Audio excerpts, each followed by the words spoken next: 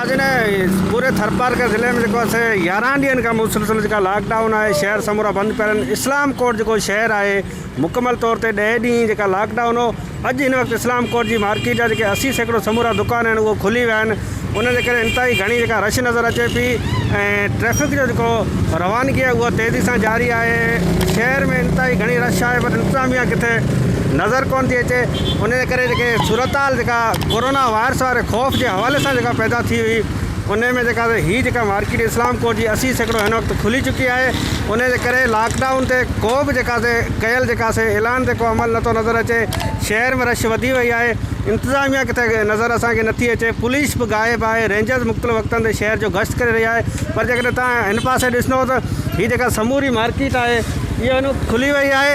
अॻ में वापार इंतजाम उन्होंने गॾियल हिकिड़ो फ़ैसिलो कयो हो त चंद दुकान आहिनि उहे खुलियल हूंदा ऐं उहो लिस्ट जे बुनियाद ते हिकिड़े ॾींहुं हिकिड़ा खुलियल हूंदा ॿिए ॾींहुं ॿिया खुलियल हूंदा। पर उन खां पोइ हितां मक़ामी इंतजामिया आहे उन लिस्ट ते अमल कोन कयो ऐं जेके दुकान खुलिया पे उन्हनि खे बंदि कोन करायो वियो। उन खां पोइ दुकानदारनि एतिराज़ कयो आहे।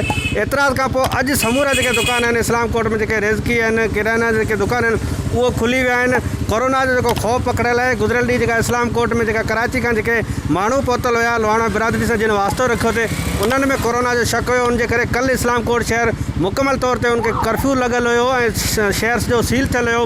रात देर से हरीश मंजानी फैमिली के 6 खानदान उनजा भाती हुआ उन टेस्टूं नेगेटिव आयूँ। अञा टे आहिनि उनजा भाती आहिनि उन टेस्टूं अचणियूं आहिनि। उनजे करे ख़ौफ़ वारी सूरत हाल पैदा थियल हुई। ओचितो अचानक अॼु ही 80 सैकड़ो मार्केट खुली है। इन खां पोइ शहरी इंतहाई ख़ौफ़ में पकड़ियल आहिनि इंतहाई परेशान आहिनि। इंतजामिया किथे नज़र नथी अचे। DC थरपारकर के घुर्जे त समूरी सूरत हाल जो जाइज़ो वठण सां गॾु इंतजामिया लापरवाही है उनजो नोटिस वरितो वञे। शहर में सूरत हाल है उन ते कंट्रोल कयो वञे त जीअं माण्हू हिन वबा खां बची सघनि। ऐं उन खां सवाइ ॾिसो त इस्लाम कोट में इंतजामी लेवल ते इंतजामिया किथे भी को साबुण न आहिनि विराए किथे भी को हथ धोइण वारो हैंड वॉश को हिते नज़र नथो अचे। त समूरी हिकिड़ी सूरत हाल है फोटो सेशन ताईं महदूद है।